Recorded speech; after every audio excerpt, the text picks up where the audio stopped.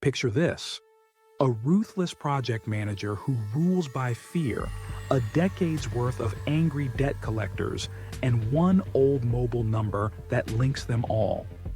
In the next few minutes, watch how a mild-mannered engineer turns a forgotten SIM card into a precision-guided career killer, ending a tyrant's reign without breaking a single rule.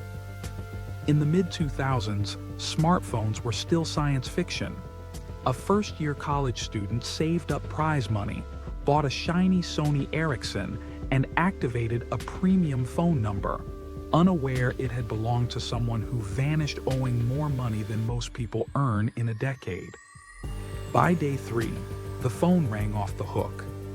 Banks, collection agencies, shadowy third-party debt buyers, all demanding to speak with a man whose name no one could quite pronounce. The student wanted the number too badly to surrender it, so each call ended the same: wrong person, wrong number. Blocking technology was primitive then, so every new handset meant starting the blockade from scratch. A handwritten blacklist taped inside the battery cover grew like ivy: 50 numbers, 100, 150. Fast forward to 2010. The student is now a fresh software engineer assigned to a notorious project run by a manager everyone fears. The tyrant's leadership style is simple: public praise for himself, private credit for none, and meetings scheduled for the exact moment lunch hits the table. Deadlines shift nightly. Personal plans evaporate under surprise weekend deployments. His emails read like ultimatums: deliver perfection or start packing. Turnover spikes, morale sinks. More than one teammate cries in a stairwell and calls it quits. The engineer swallows the misery, telling himself it's temporary. But a merger in 2012 unlocks the corporate directory, and with it, the tyrant's full legal name. It matches, letter for letter, the ghost who once owned that cursed phone number. Could it be coincidence? Maybe. Yet phone numbers back then had regional prefixes, and both men hailed from the same small district.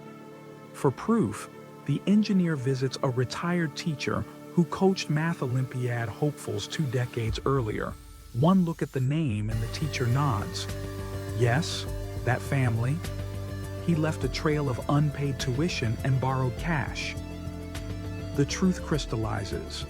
The brutal boss and the elusive debtor are one and the same. The man who torments staff by day is the reason that phone still rings at night. The engineer's blacklist contains roughly 150 silenced callers. He unblocks them all. The next morning, the phone erupts. 15, 20 calls before noon, collectors practically vibrating through the speaker. Old strategy: wrong number. New strategy: you found him. Each caller receives 2 fresh contacts. The tyrant's direct mobile, gleaned from an all-hands email he once blasted at midnight.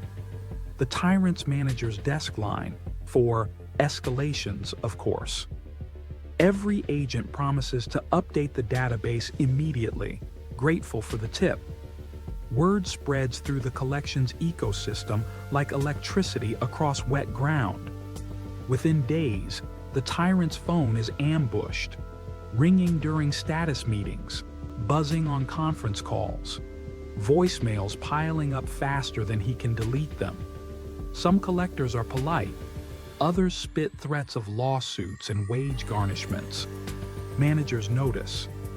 The tyrant snaps at receptionists, then at HR, demanding someone stop the harassment. HR requests documentation. He has none. The callers grow bolder.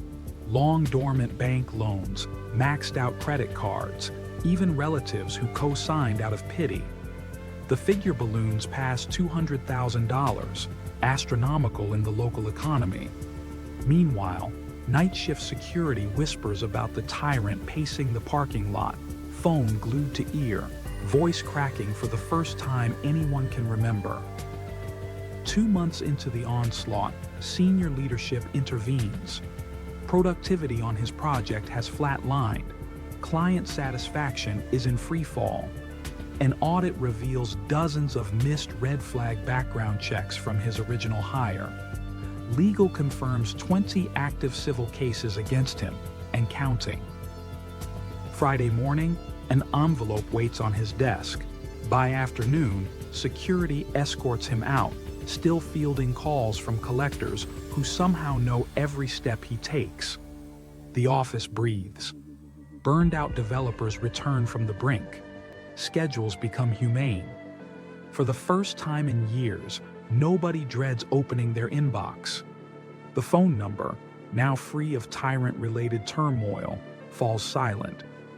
A few stray collectors call, hear the updated information, and move on. The engineer quietly re-blocks the remaining stragglers, folds the blacklist, and slides it into a drawer, mission complete.